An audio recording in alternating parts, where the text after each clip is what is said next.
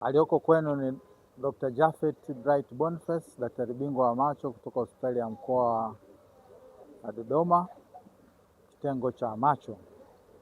Leo tungependa kuongelea kuhusiana na presha ya macho au kitaalamu wanaita glaucoma. Glaucoma ni nini? Glaucoma ni ugonjwa unaoathiri mshipa wa fahamu wa jicho na kusababisha upofu katika macho. Tatizo hili huwa lina visababishi ambavyo mara nyingi ni kwamba presha ya jicho ikiwa kubwa ni moja kati ya kisababishi, na wakati mwinginewe ni ugonjwa wa kifamilia. Kwa hiyo watu wengi huwa wanapata ugonjwa huu bila kujifahamu au bila kujua. Huwa wakija katika vipimo mbalimbali ndio wanaweza wakagundua kwamba mtu huyo ana presha ya macho. Kwa hiyo dalili zake ni ngumu kuzifahamu kwa sababu ni ugonjwa ambao tunaita mwizi wa uoni. Kwa nini tunaita mwizi wa uoni? Kwa sababu unaanza kuathiri uwezo wa mtu kuona pembeni, peripheral vision, sio central vision. Peripheral vision ikishaanza kuwa affected, then baadaye inasababisha mtu kuweza kukosa uwezo wa kuona.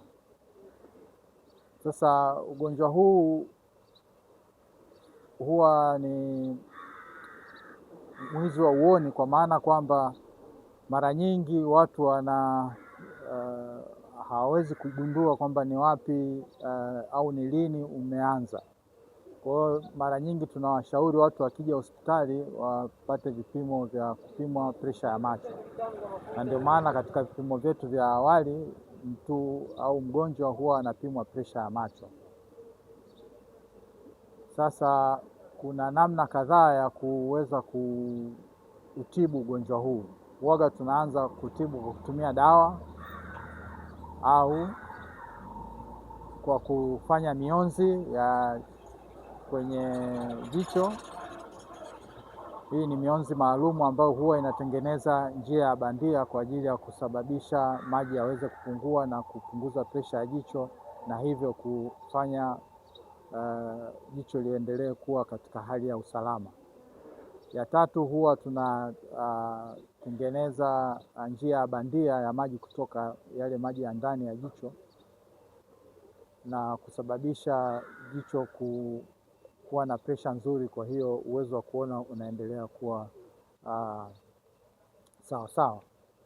Ya tano, huwaga tunaweka vipandikizi au vifaa maalumu ambavyo vinasaidia hiyo presha nayo kupungua. Hizo ni pump maalum zinawekwa ndani ya jicho ambazo zinasaidia presha ya jicho kupungua.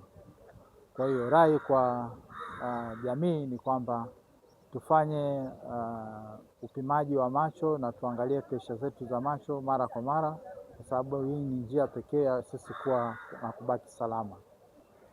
Pia tunatoa rai kwa wale ambao wana matatizo ya macho katika mkoa wetu au sehemu nyingine, tunawakaribisha kwa ajili ya huduma katika kitengo chetu. Karibuni tuwahudumie.